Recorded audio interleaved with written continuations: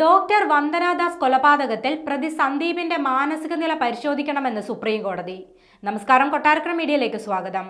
കൊട്ടാരക്കര താലൂക്ക് ആശുപത്രിയിൽ house സർജനായിരുന്ന doctor വന്ദനാദാസിനെ കൊലപ്പെടുത്തിയ സംഭവത്തിൽ കേസിലെ പ്രതി സന്ദീപിന്റെ മാനസിക നില പരിശോധിക്കണമെന്ന് സംസ്ഥാന സർക്കാരിന് നിർദ്ദേശം നൽകി സുപ്രീം കോടതി. ഇത് സംബന്ധിച്ച് റിപ്പോർട്ട് സമർപ്പിക്കണമെന്നും കോടതി ആവശ്യപ്പെട്ടു.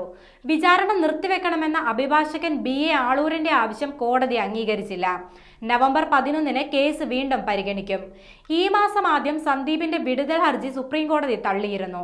വിടുതൽ ഹർജി ഒരു കാരണവശാലും അംഗീകരിക്കാനാകില്ലെന്ന് വ്യക്തമാക്കിയ കോടതി പ്രതിയുടെ ജാമ്യാപേക്ഷയിൽ സംസ്ഥാനത്തിന് നോട്ടീസ് നൽകുകയും ചെയ്തു. വിടുതൽ ഹർജിയുമായി ബന്ധപ്പെട്ട് ഹൈക്കോടതി ഉത്തരവ് വ്യക്തമാണെന്നും സുപ്രീം കോടതി പറഞ്ഞു. കൃത്യസമയത്ത് നല്ല ആശുപത്രിയിൽ എത്തിച്ചിരുന്നെങ്കിൽ ഡോക്ടർ വന്ദനയുടെ ജീവൻ രക്ഷപ്പെടുത്താൻ സാധിക്കുമെന്നായിരുന്നു പ്രതിഭാഗത്തിന്റെ വാദം. എന്നാൽ ഇത് വാദത്തിന് മാത്രം ഉന്നയിക്കാമെന്ന് പറഞ്ഞ ജസ്റ്റിസ് അഭയ് S. ഓഖ അധ്യക്ഷനായ ഡിവിഷൻ ബെഞ്ച് വിടുതൽ ഹർജി അംഗീകരിക്കാനാവില്ലെന്ന് നിലപാടെടുക്കുകയായിരുന്നു. സന്ദീപിനായി അഭിഭാഷകനായ BA ആളൂർ, അശ്വതി MK എന്നിവരാണ് ഹാജരായത്.